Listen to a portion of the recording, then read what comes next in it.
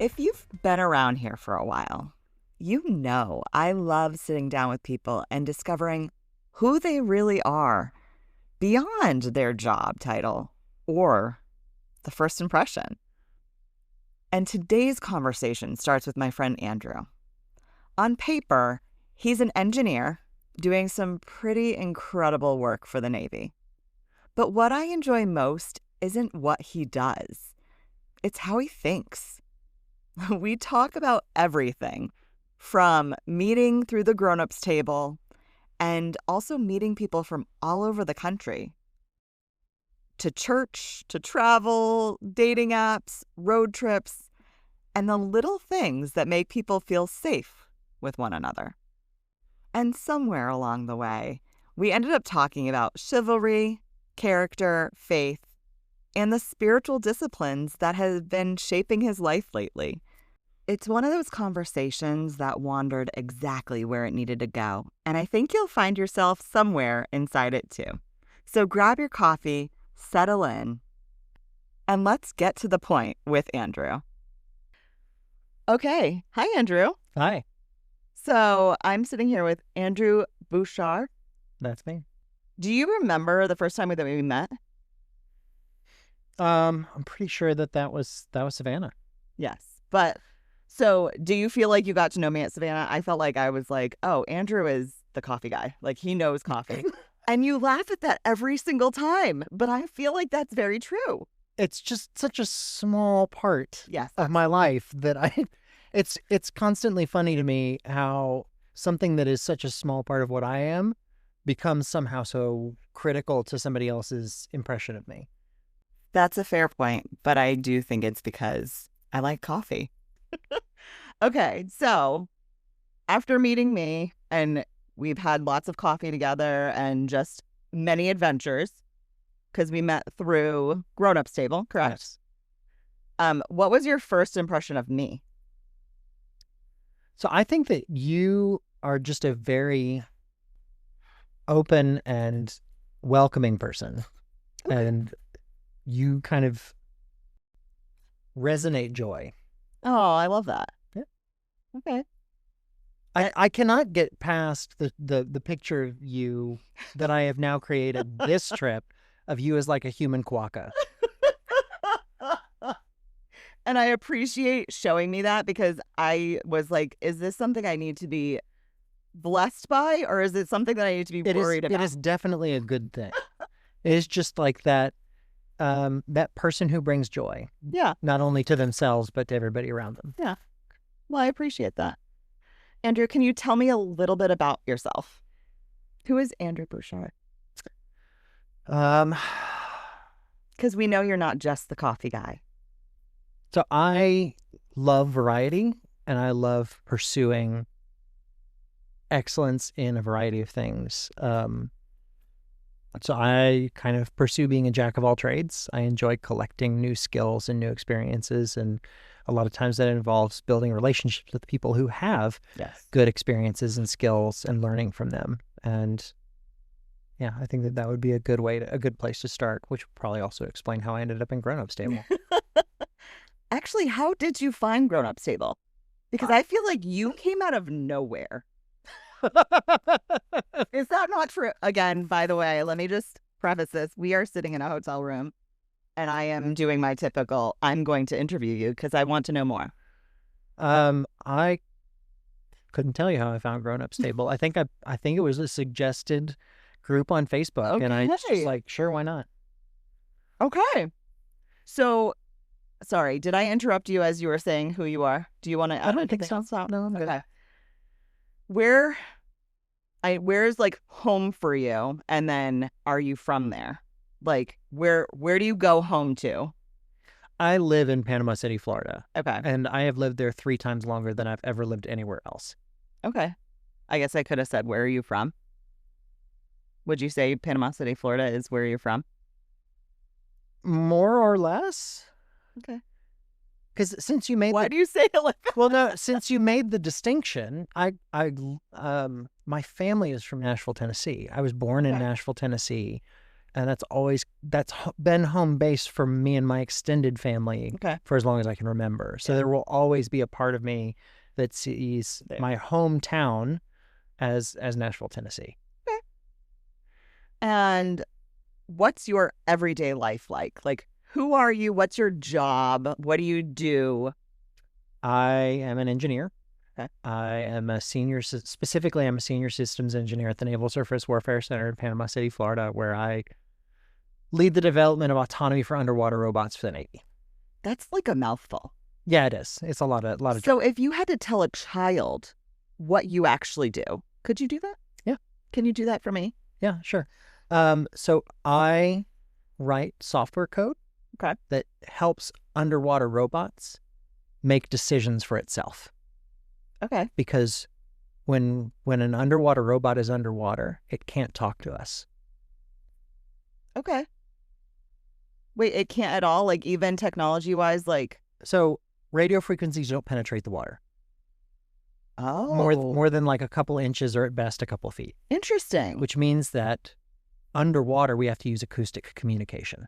It is faster and easier to communicate to the surface of the moon than it is for me to communicate to my vehicles 1 kilometer away underwater. Stop. Best conditions, I get 132 byte message one way every 30 seconds. That is an eighth the size of a tweet. That has to contain all state information. That has to contain all data that we want to pass back and forth, any control commands, anything. So it is very important that those robots be highly independent. Are your robots intelligent? Would you say define intelligent? Oh, yeah. I don't know what I define this. The specific definitions of things like intelligence and autonomy are philosophical discussions that we bandy about professionally all the time. Functionally, they don't really matter because we focus on specific capabilities that we want to make happen. Yeah. Arbitrary things like broad categories of what is intelligence or what is autonomous or things like that are not really practical. And in fact, I dislike the question of is it autonomous or is it intelligent, because I prefer questions like how autonomous is it or how intelligent is it? Okay. Did I ask how intelligent it is? Or I think you asked, is it intelligent? Is it intelligent? Okay. So that's the wrong way to say it. So you are stumbling on one of my specialties because I don't be dumb. Let me educate you. No, this is not dumb. This is just my specialty, right? Yes. We're all smart in the areas in which we're smart, and in the areas in which we haven't been educated, we're uneducated. So this is dumb questions. Not always true, but it is not dumb to ask basic questions in an area in which you have basic understanding. I appreciate that. Yes. I have basic understanding in this, almost less than basic. So I proposed and led a research project for I can't remember how many years on what's called verification of autonomous systems. Essentially, how can you demonstrate that a robot has been how can you demonstrate that a robot does what it's designed to do and does not do what it's not designed to do?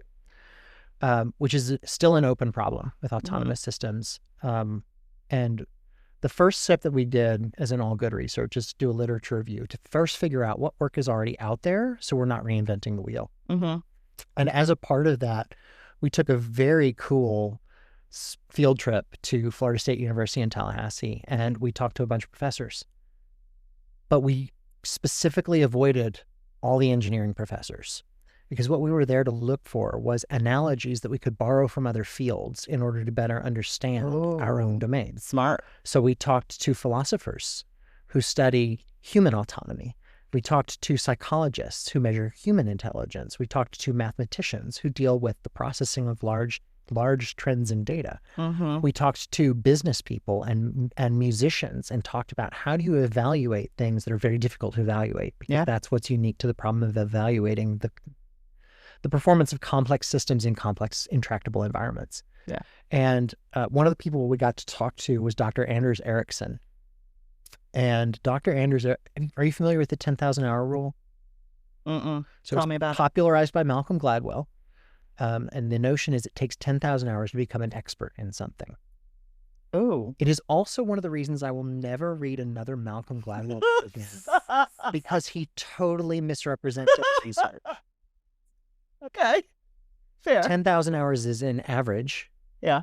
Which differs dramatically For sure. based on the skill that you're talking about. For sure. And it's also, it's not just 10,000 hours of doing the thing, Yeah. right? Which stands to reason. You couldn't sit down and play chopsticks for 10,000 hours and then expect to play Moonlight Sonata. Yes, right? absolutely. It's 10,000 hours of deliberate practice. And there's a very strict definition of deliberate practice. So anyway, all of that to say is that the notion of how intelligent something is, or the notion of how autonomous something is, has to do with our theory was that it has to do with the individual capabilities that you're trying to measure and that you're trying to achieve, right? So somebody may be very intelligent when it comes to coffee, right? Somebody else may be very intelligent when it comes to realty, right? Those two people, one of them is not more intelligent than the other. Right. They each have different capabilities in which they are intelligent. Yes. Yeah. No, that is the perfect answer. That's great. But very long-winded. I apologize. It's okay. No. I assume you can edit this. I can, but will I? That's the question. So this is actually one of if you Google stalk me, this is one of the first things you'll learn about me, because Stalk me? Say again? What did you just say? Google. If people Google stalk me, this is one of the first things that they'll actually learn about me, because I got an award from the Navy for it. Okay. And they put it on the internet. Okay. Well, maybe I'll find the Google stock image and use that as my promotion of this. It's out there. So this thought came up, and this is why I know I'm very basic in any understanding of what you just explained. How big or small are these robots? Yes. Okay. So they come in categories.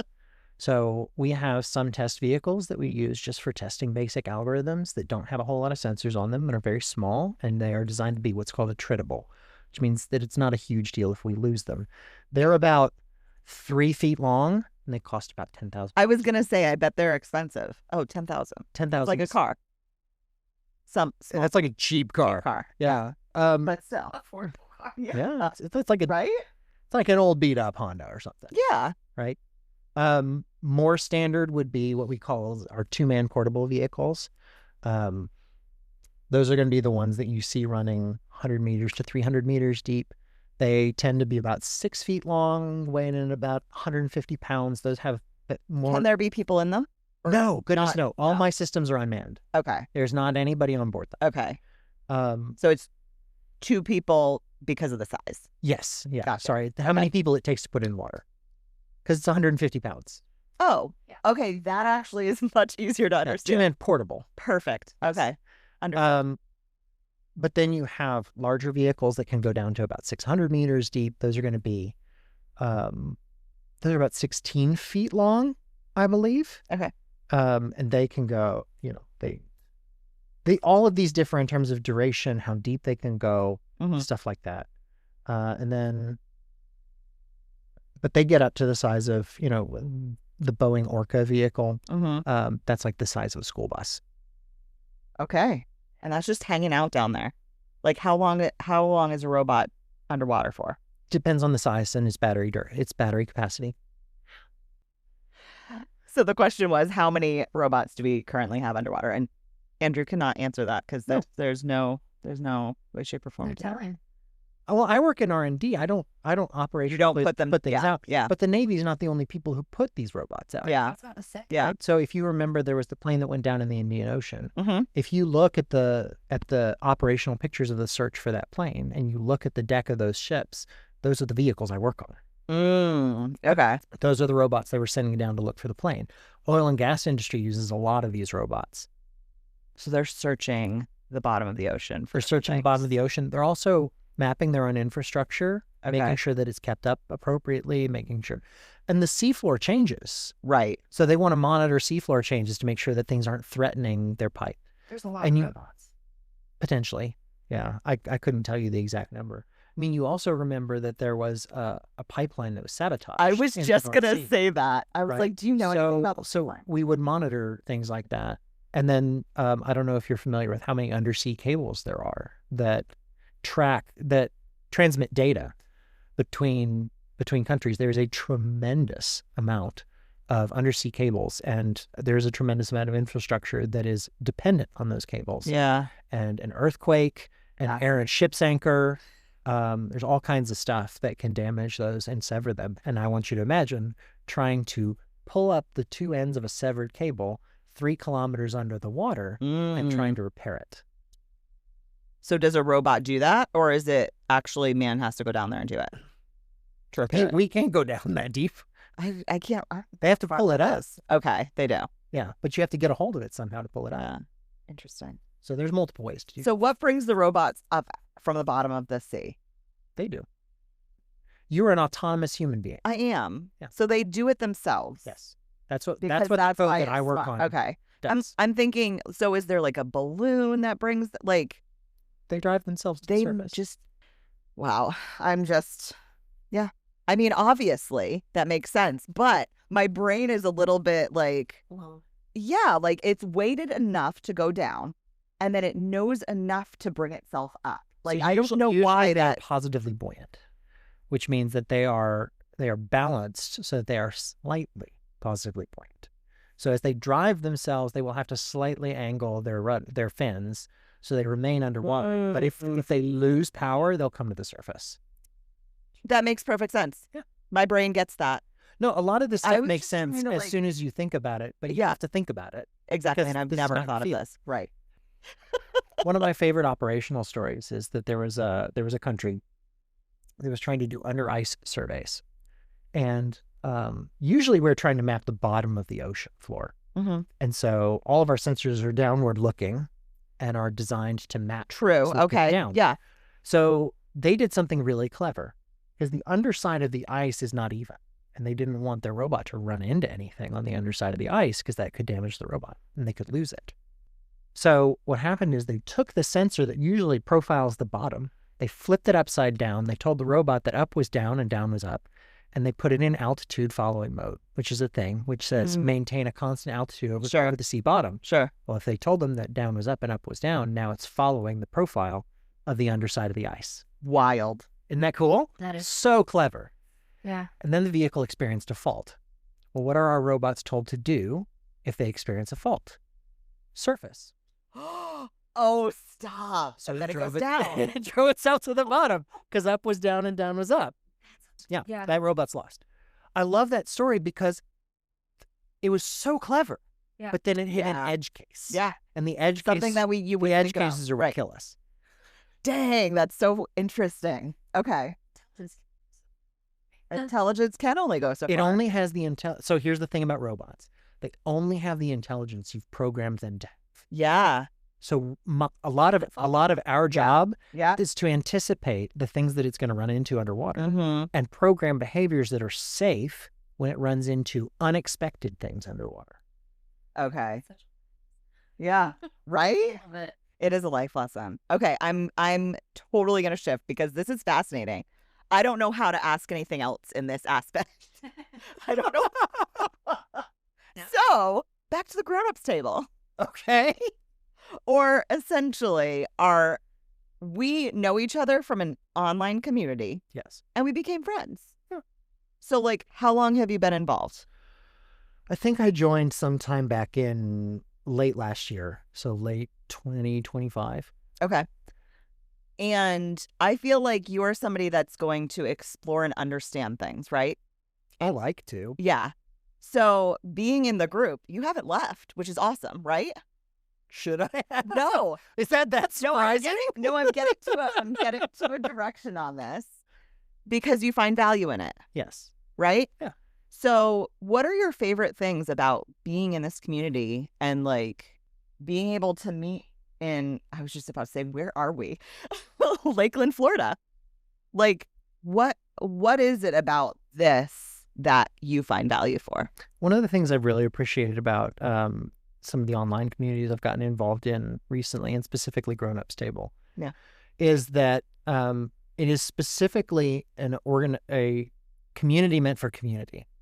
It is not a meat market for dating. Yes. It is not just here to say, what can we get out of one another? Mm-hmm. It is legitimately a group that is designed for Christian fellowship. Yeah. And out of the recognition Beautiful. that singles do life differently from married people because we just have a different pattern of life. Mm-hmm.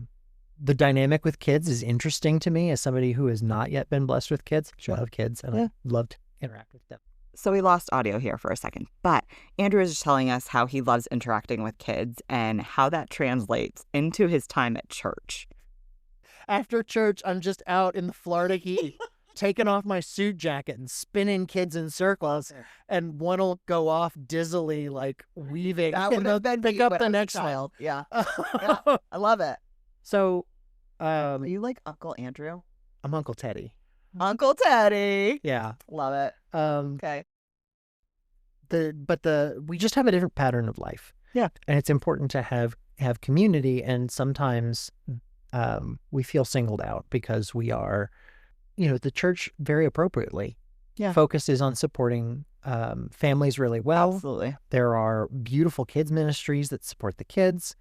But the church, I think that there was a devotional book that I went through recently. It was a commentary on a book on spiritual disciplines that talked about the good life, right? Mm-hmm. The Greek notion of the good life is having place, purpose, and provision.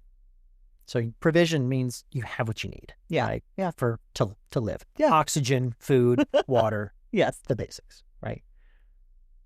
But when he goes to talk about place means that you know where you stand in a community of people. And he specifically called out the church has not figured out what to do with divorced people. And I think we could extend that probably to older singles. Yeah. And it is causing a lot of hurt. And so I think that the grown-ups table has a lot of really good conversations about that. Yeah. But it also, in the process, gives us a place where we can uniquely be singles. Mm-hmm. We can uniquely talk about what it means to serve God as a single person. Mm-hmm. But we can also wrestle with things like, maybe I'm single and I don't want to be. Yeah. Right? Yeah. Maybe I'm single and raising kids, and it is uniquely difficult to raise kids as a single person. Mm-hmm. And we can support one another as other single people who understand the challenges of being single. We are solving our own dilemma in the church, right? We're a bigger body. Yes. Thanks, Jenna. I appreciate that. Okay, so basically at this point I saw a squirrel and I went totally off track. So I'm just gonna kind of narrow this in and say I asked Andrew to tell me about his recent trips and kind of what his best moments have been. And let me preface this. Andrew does not choose favorites, so do not ask him what his favorite anything is. Okay, let's get back to trips. Savannah was awesome because I had never been to Savannah before, and I've been looking for an excuse to go to Savannah. Yeah. And so I really enjoyed the opportunity to go to Savannah and meet a whole bunch of people Definitely. that I had never met before, and that could be my introduction to the grown-ups table. And if it all went to pot, I still got to go to Savannah for the first time. True. Okay. Right? And instead, I met a really cool community of people, and I got to go somewhere new that I had never been before and meet a bunch of new people who I had never met before and experience what this community was like. Yeah. Gatlinburg was a ton of fun because in Gatlinburg, so that trip was birthed out of something that I had done with a bunch of secular friends from a dance community in the past. Mm-hmm. And then the second time we tried to redo that, that is one of the few instances that I have ever removed myself from an event and something that I had paid for because it went so badly off the rails that I felt like I could not be a Christian in that space. Ooh. Okay. So it was wonderful to have that redeemed. It was wonderful to share that event and space and fun idea with that group of that community that I had just gotten involved in. Yeah. And to share that with other people, and especially on Valentine's Day weekend, and do a bunch of fun things as singles to encourage one another. Definitely. A bunch of us still have our little stupid metal mailboxes where we not stupid. I love it. I use you. I love the fact that we managed to get the metal mailboxes to the people. It's pretty impressive. Impressive. And then this one's been fun because, this was such a spur of the moment thing, but I'd never been to Lakeland before. Yeah. And I was like, I know this community. I feel comfortable with this community. And I can just go for a fun weekend and get away when work is stressing me out. And you can get yourself on a podcast. Isolated. This was not part of the plan. Surprise. Does that help? Yes. Okay, cool. That absolutely helps. Yeah. Because your next trip is a road trip. Yeah, that's the plan. Yeah. Oh gosh, he said that's the plan. Like, it's going to change real quick because shenanigans.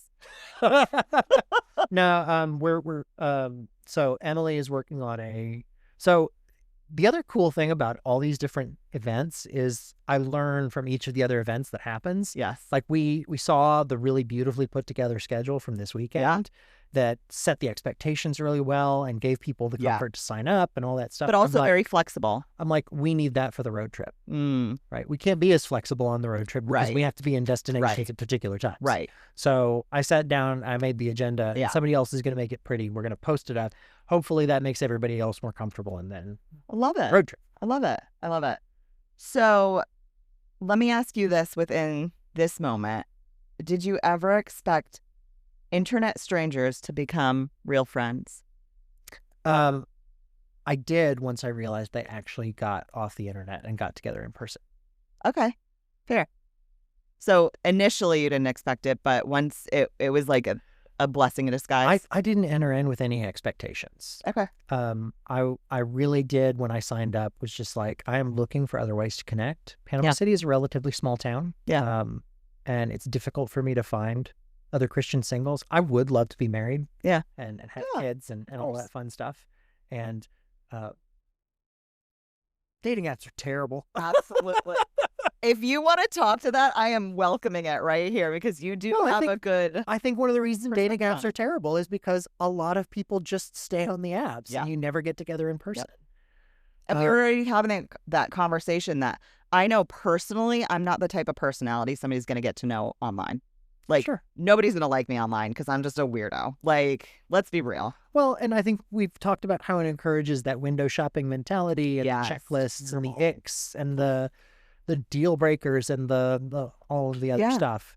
The icks are really much easier when you're online because it's like, I don't actually know this person, right? Yeah. And the deal breakers can be. Well, I feel like when we have so many options laid out before us and we're trying to deal with the information overload, we look for a way to deal with that. And the easiest way to deal with that is look for reasons to exclude people.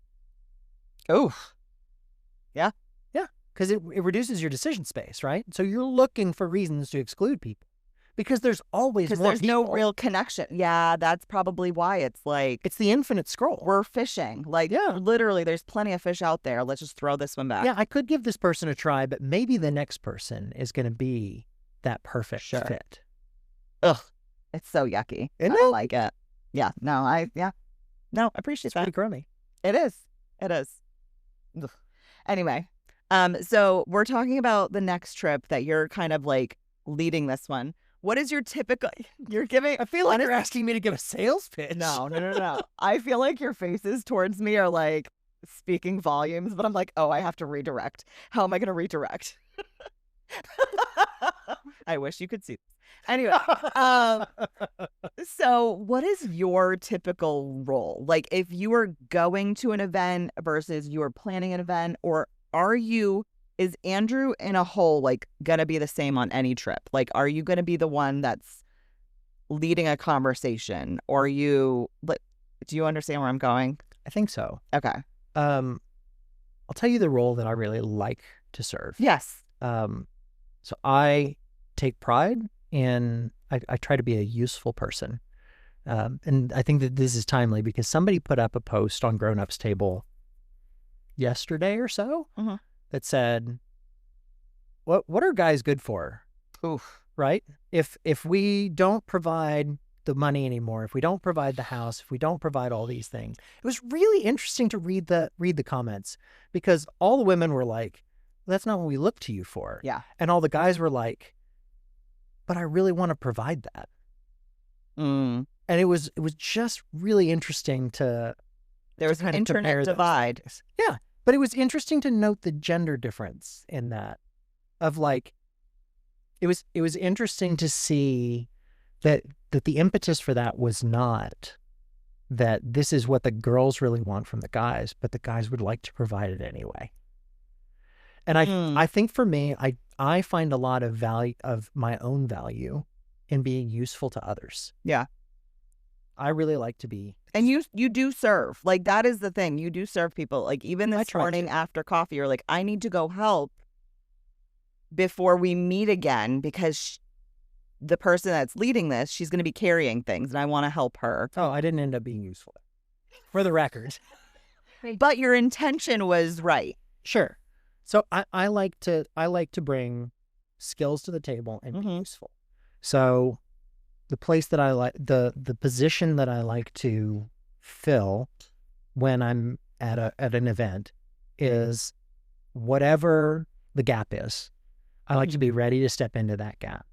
So whether that's, so I organized Gatlinburg. I pretty much just attended Savannah. I don't know that I was, I got some cool opportunities to serve there. Right? That was the first place that I did the Cafe Bouchard. Yeah. That was Jekyll, actually. Yeah, I know. But it was the same essentially, same weekend. So that's what I like to do. Yeah. Is I like to kind of be the floater. I like to be the guy who's available. Yeah. For when there's an emergent need or when there's a need in the planning stages, I can step in and help with that. Yeah. And I feel like that just leads into like we're all different parts of the body of Christ, right? Yeah. This is the position you hold right now. And it's lovely to see because you lean all the way into that. So thank you. Thank you for the opportunity. Yeah. To everybody who's given me the opportunity. Yeah. So do you have something that you can mention that's like overly specific about Andrew? If we were to see you in a group, what can we expect is the word I was looking for, but instead I just gave him a different word and hoped he could figure it out. What do you think about mini ducks? He has no response. I mean, I think that the mini ducks are when they magically appear in locations, it is a wonderful moment of delight. Oh, yeah. In the moment. I love that. Serendipitous delight. Serendipitous is even better. That's a good word. I like it. So in that aspect, does Andrew bring something to our moments? Overthinking. I am always there with the overthinking. Okay. But I feel like... And the sarcasm. Yeah. I'm pretty good at the sarcastic. I love it. Yeah. Like the poster wife comment. Yes. The poster wife 100%. Amongst the conversation of people that don't know you yet, right? Like on a thread, nobody knew that was... That actually got me in trouble in Gatlinburg. Oh. Is I tried to make a joke and comment and somebody told me that came across wrong and I had to apologize on the thread. Oh. I mean, that... Good for you. You are an apologizer through and through, and you will apologize when you know you're wrong. And apparently that's one of the things I should put on my dating profile. It is, for sure. We appreciate is wrong often. Fortunately, can't admit it. There you go. And that's actually great terminology. I love it. Okay, so I'm just going to go to the community again. What has the community taught you as you step into it? I'm a highly logical person. I rest in my brain a lot. It's the way that I relate to God first. So study of the scripture is always the first place that I've gone. And one of the things that I learned through the process of my divorce was my need to be more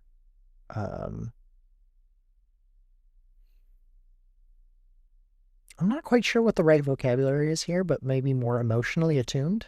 Okay. So I knew logically how to deal with the emotions of others, but that's kind of insufficient. And I totally neglected dealing with my own emotions because I could just stow them and be functional. And that is a useful capability in moments, but it is not a useful stance overall. So I think that probably the richest interaction that I have with the community is just the opportunity to see the hearts of others. Grown-ups table and the conversations that we have online and the conversations that we have even in hotel lobbies. Yeah. They reveal the joy of people and they reveal our hurt. They reveal the bitterness that still exists in some people and the healing that others have experienced. Mm-hmm. And to me, that's what Christian fellowship is all about, is because when somebody's dealing with bitterness, there's somebody who's walked through that who can say, it's going to be okay. Yeah. And let me tell you about this thing that walked me through it. Yeah. I was blessed to have the opportunity to spend 3 weeks at L'Abri and work through a number of things with regard to my divorce and where to go from there and how to process that.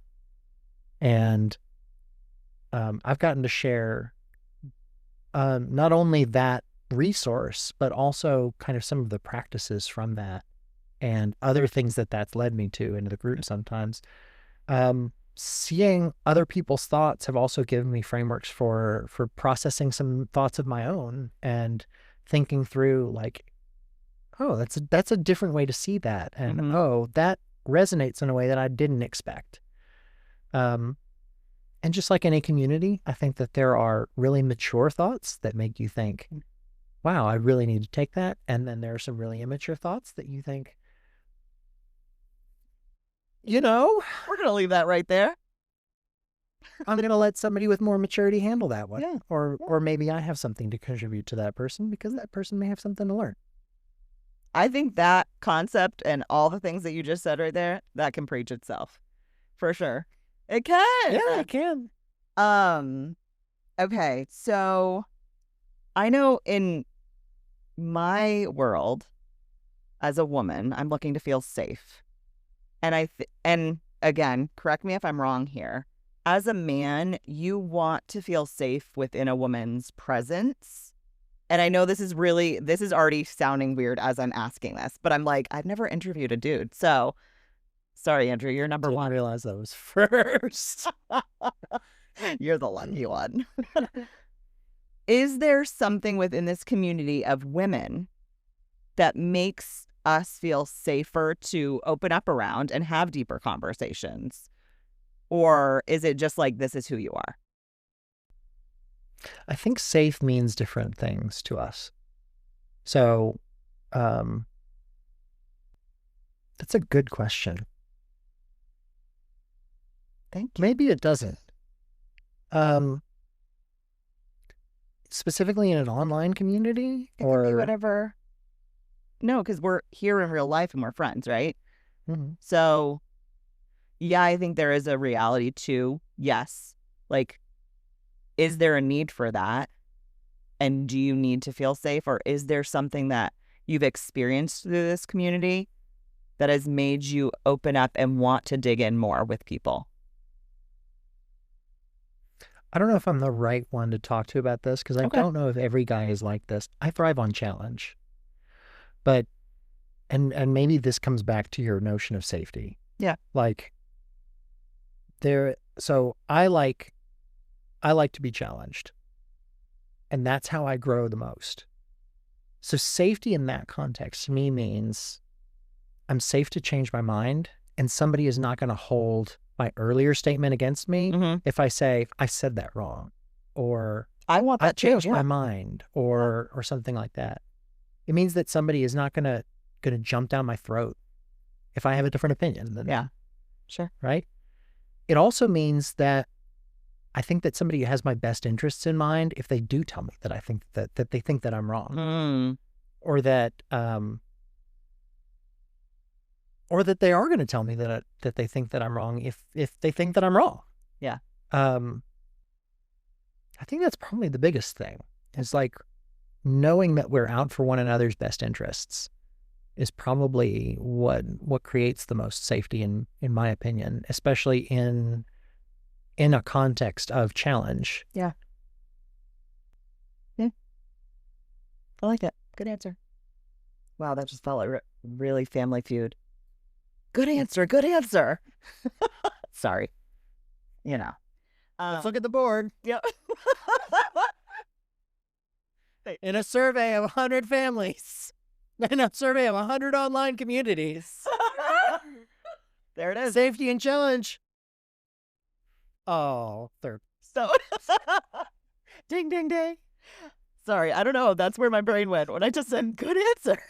Weird. First answer was vitriol Okay, can I in tell online you? communities. So far, you've said 2 words that I already have to Google after this podcast. Really? Yeah, I don't even remember what they are, but that was one. Vitriol is like meanness. It was a joke about what was It would never typically in be online me. communities. It would never be me, so that's why I don't know it. Fair. Actually, I would love to record you because I was going to give you 2 space to ask a question that is so off kilter. But if you want to. So right here, we're going to welcome Erica Danner to the podcast. And she started her question, but then she came a little bit closer. So you are going to be able to get the gist of it, hopefully. And then we'll just take it from there. And, guys and girls, but I think it goes back to your answer about this is a community, you said, and it's not a meat market. So I don't ever feel like like you, I want to be married. I don't want to have kids. And I would love to find my person through this group. But I don't feel like I'm having to put on a show and look amazing for the guys or something like that. And I've made amazing guy friends through this group that I think are really important to have in this room. Absolutely. There's such a value. Yeah. Sorry to jump in on your interest. Erica Danner, everyone. No, that's good. No, I think that's a good point. Yeah. Like we can be our authentic selves in a community And like this feel because safe, right? Or no? I think as women, we think safety, but I think what he's saying is like as a man, they already feel safe because they are who they are, like who God's made them to be. You all already are protectors as men, right? Like that is your natural instinct to be a protector, right? A protector, a provider, and something else. But I think inevitably that is in your nature. So you don't think that way. Is that right, wrong, maybe? Or you're thinking you're just different and not everybody's this is not every man. But everybody's different and unique anyway. You know what I think it is? No, it's interesting that you phrase it like that. I don't want to get political with this, but here's the deal. I am tired of people telling me that I'm a terrible human being because I'm a white male Christian conservative. Oh. And not everybody out there thinks that. Mm-hmm. But there are a lot of people out there who do. Yeah. And those messages get amplified a lot. Yeah. And that is really discouraging. I'm really tired of every sitcom, the dad in every sitcom being an idiot. No, I agree with you. I'm really tired of being told that if I want to be a protector, that is male chauvinism and that I am bad. That if I... is that culture? Sorry, that's an interruption, but is that culture that's saying that? Or is that actually somebody stating it as that? I have heard it stated quite bluntly. Yeah? Now, Okay. I did my undergrad in Boston, right? So, Don't hate on Boston. Look, I know. in my sophomore year, I went to a church that was a plant out of Texas and tended to attract a lot of disaffected Southerners who are a little salty about going to school in Boston. Okay. And I remember vividly the pastor, who was from Texas, Okay. preached a sermon about the passage in Jeremiah. I think it's in Jeremiah, or where God says, I have placed you in Babylon. Mm-hmm. Your prosperity will be in their prosperity. Pray for the country in which I have placed you. Oh, jeez. Okay. Okay. So we prayed for Boston. Be careful what I had a feeling that's what's coming. I love the city of Boston. Yeah. I don't ever want to live there again. but I love the city of Boston. Yes. Right? No hate to Boston. Yeah. But I ran into a lot of people there. Yeah. And I have run into a lot of people in other communities that I've run in. Like, I don't dance anymore because it was very prevalent in the communities that I used to dance in. Yeah. That were quite blunt. Yeah. In these opinions. Yeah. Right? And so to be a part of a community where, like, and I understand that there are different perspectives on the complementarian versus egalitarian views and all that kind of stuff. But I think that Grown Ups Table does a really nice job of the principle of, in essentials, we hold to those essentials, but in all things we have charity. It's like, look, if I'm a complementarian and you're an egalitarian, we're probably not going to ever date. Yeah. But we can have fellowship in Christ. Yeah. Right? And we can talk about these things in a respectful way and strive with one another and challenge one another. And I think that's a great thing to do. Sometimes it goes off the rails, but I think that's personally, I enjoy that sometimes because sometimes that the challenge is a really interesting exercise. To be in a community where there's a sizable portion that is like, I believe that God has made you to be a protector, and I appreciate that about you as a guy. That provides safety, frankly. Like, I feel a call to be bold in things. I don't think that I should need safety to express my opinions, to do the things that I feel that God has called me to do. Yeah. But to have somebody out, to feel like there are people in this community who are going to celebrate and encourage me in that, that's a blessing. Okay. I like that. Okay, so Andrew, something I know about you to be true is you are very fun in the fact that you will grab anybody's hand and dance with them. So I appreciate that in you. You laugh, but I feel like that is a gift. I do like dance. Because as singles, we need that touch. We need the experience with other people that is so safe. And I don't know why I say safe in that aspect, but like... Oh, no, that makes total sense to me. Because I saw people in dancing who weren't safe. I remember that there was a guy, back when I lived in Nashville, there was a weekly swing dance that we would go to, and it was in a public park, public venue, and a number of people from the dance community, like the dance community that was passionate and learned and trained, would go, and then just every random person who wanted to go swing dancing would show up. And there was an older gentleman who would show up. He would ask the young high school age girls to dance, and all of the guys who were knowledgeable in the area of swing dancing would watch out for him. And when he started making the young ladies uncomfortable, we were talented enough to cut in. Thank you. And in my favorite was one time a friend of mine cut in and left him holding his empty drink. So good.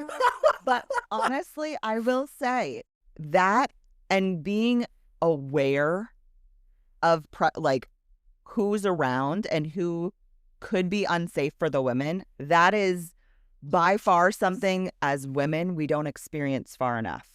Like, we just don't experience that. So we have to put our own protection on ourselves. Like, we have to put our armor on and be ready. And well, I mean, I cannot tell you how many times that I've been told that I'm being a male chauvinist jerk for looking out, or I'm imposing my standards on women if I look out for them like that. As a woman, they're dumb.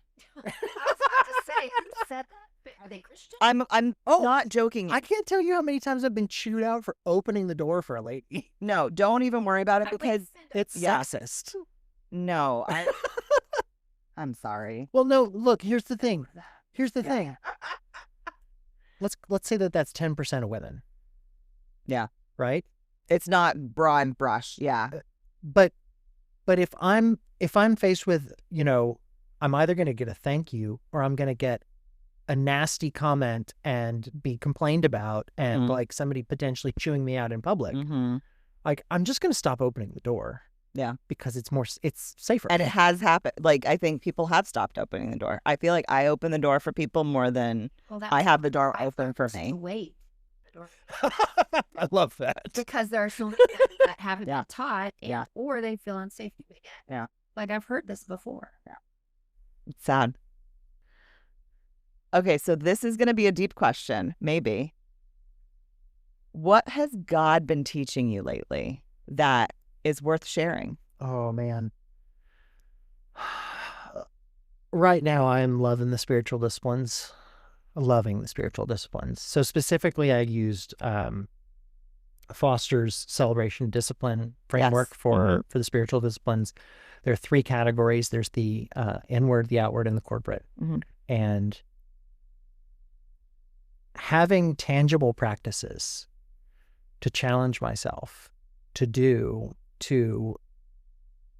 incorporate God into my life in a more deliberate and diligent way has been such a blessing. Some of them make perfect sense to me, and some of them I've been doing all my life. I love scripture. Love it. It is a thing I can put in my hands. It is a thing that I can talk ad nauseum about all of the reasons why scripture is a reliable witness for the truth. It meets all of our historical criteria. It is supported by archaeological criteria. It is supported by philosophical criteria. Like, love the scripture. Right? Prayer is a lot more challenging for me. But I'm finding, so for instance, prayer is the spiritual discipline that me and my church are focusing on right now in the class that I'm leading on the topic. I'm a deacon. And as a deacon, I've been given a list of 1/3 of the families in the church that are my responsibility. And one of the ways that I have taken on that responsibility, and one of the ways that has been instrumental in me connecting to the families, is I've decided to allocate one spot every day. So if I allocate, 3 times a day I pray on a schedule. I pray that because No, I get you. it's funny. The more often you pray, the more you pray, because it becomes a habit. It becomes a well-worn path. Like when I am concerned about something, or when I see a beautiful tree, or when, I experience a good thing, I go to God, because the path to his throne is well-worn now. Amen. And the spiritual disciplines, the ones that don't make sense, it's amazing how when I have put them into practice, they make sense. They don't make sense in the same way. But the spiritual disciplines are practices that have been put in place that are A, all scriptural, and B, have proven over the millennia to be effective. I like it. I love the spiritual disciplines. I'm psyched about them, and I believe that they're bringing me closer. I love that. Yeah, that's awesome. And my next question was going to be, what is filling your cup? But I have a feeling that's a big part of precisely it. Yeah. But fellowship with other believers. I believe that both through Grown Ups Table and even within my church, I have relationships like I've never had before. And Good thing. It's a very good thing. Every Tuesday morning, I have coffee with 2 guys from my church, and we go through some book. We've done Ecclesiastes, and I found a Jewish commentary on Ecclesiastes, which was really cool. Okay. We did The Cost of Discipleship, and now we're doing Knowing God. Okay. But those 2 guys know everything about my life. They know about my dating life. They know about my struggles. They know about my triumphs. They know, in my church, I have searched for that kind of male fellowship for decades. And nobody knew how to do it. Nobody really figured out. Nobody really wanted it. Having accountability and having people in your life that will speak into your life. In my church, we call that a mat carrier. So my challenge to you is going to be find 2 more, because your mat is 4 corners. So you currently have 2 mat carriers. Yes, they can hold both, but think about it in the aspect of, if you were unable to bring yourself to the Lord, who in your circle would be the one to take you there? Those 2 guys. Okay. Well, they're pretty strong. Okay, perfect. Okay, they got it. All right, awesome. It's the women that need. I'm a two-man character. Okay. All right. That's okay. You know what? If there's depth there, There is. yeah, I feel like that's fair. But that is the concept of it. It's like, yeah, are there people able to take you there? Yeah. No, I think the call to me is to extend that to other men. Mm-hmm. Yes. Yes. 100%. Yeah. Signing off. Just kidding. Andrew, thanks so much for sitting with me. I'll talk to you next time. Next time? Who said there's going to be a next time? It won't be on the pod, but you're going to see me again in life. Right? No.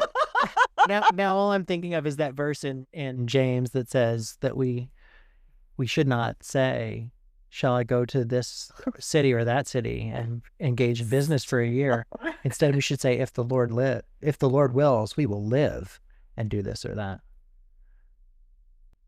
I don't know about you, but I love conversations that don't wrap up with a perfect bow, because that's not how my brain works. And sometimes they just leave you thinking. But I do love that we ended this one where we did, with the reminder that our plans are always held with open hands. If the Lord wills. There's something freeing about that. We can dream, we can plan, we can step forward in faith, but ultimately, we trust the one who already knows the road ahead. Thanks for sitting at the table with us today. I hope this conversation encouraged you to pursue good friendships, deeper faith, and maybe even a little more courage to meet new people along the way. The internet may have introduced us, but conversations like these are what turn strangers into community. And as always, I'll meet you back here next time on The Morning Pour.